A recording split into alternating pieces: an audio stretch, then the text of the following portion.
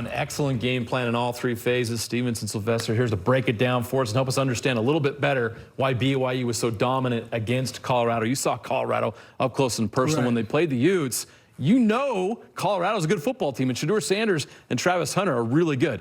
BYU took them out of their rhythm, got pressure on them, and that was really the key to victory.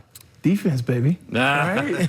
It's my favorite position or my favorite time in a football game. But BYU's defense was awesome. Jay Hill, Gary Anderson, that whole defensive staff did a tremendous job of scouting Colorado. When you get a couple extra weeks to scout a team, you can put together a great scheme. Exactly what we did against Alabama in the Sugar Bowl. You had time, you could do that. But Gary Anderson, Jay Hill down there, they did a terrific job of understanding Shedeur Sanders' weaknesses, how to take away Travis Hunter, and get pressure on Shedeur. Let's take a closer look at how they got that pressure. Oh, yeah. I mean, Tyler Batty put some good tape on for NFL scouts to see.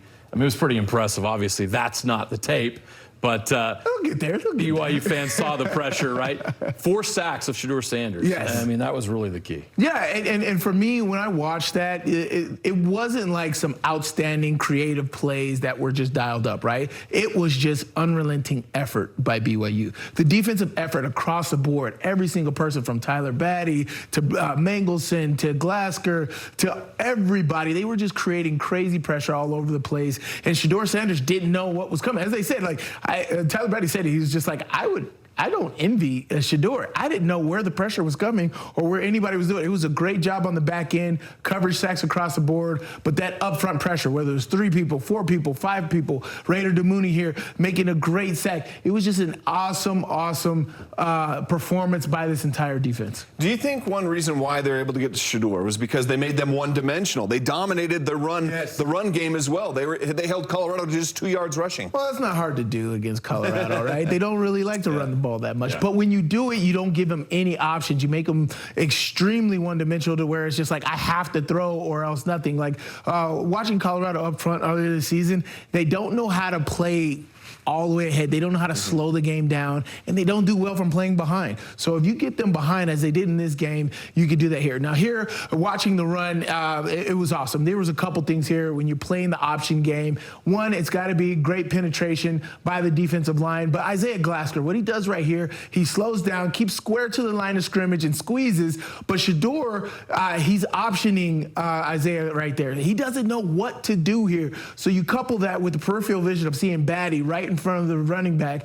Do I hand it off? Do I keep it? What do I do? Jack Kelly square as well. This is great team defense. They played like this all night. This was just one example of many of BYU's defense tonight. It was just a terrific job by, the defensive coaching staff putting in the game plan, and then the players executing it. We're not just going to talk about the defense. We got to give the offensive some love. And specifically, that offensive line dominated the trenches, allowing BYU to really make some hay in the run game. As we said in the pregame, I think you can really do something against this Colorado defense. And what they do, they'll give you opportunities. You got to make it happen.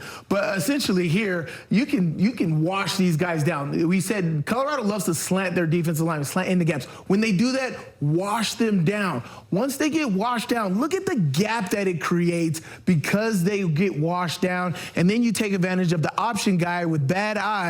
You hand it off right there. Rapati gets right into the end zone. This is just a great job. Or Sionimo, sorry, gets right into a great first step off the line of scrimmage right there. Gets past the first guy. Nobody's there to catch it. Are they slanting because of the size disadvantage? What's the reason behind that? Why would a defensive line do that? Yeah, you would do that if you are undersized, right? And you can create it, because when I slant, I can create quick penetration. If I'm quicker than the other offensive lineman, I can do that. But if that other team can catch on to you, all they got to do is push their weight on you and make you keep going that way. You open up gaps, and that's exactly what happens in that game. It was a great job by BYU at recognizing that and taking advantage of that. All their straight-ahead run plays did terrific in that game. L.J. Martin, well-deserved player of the game, and we said it going in. He had to have a big game.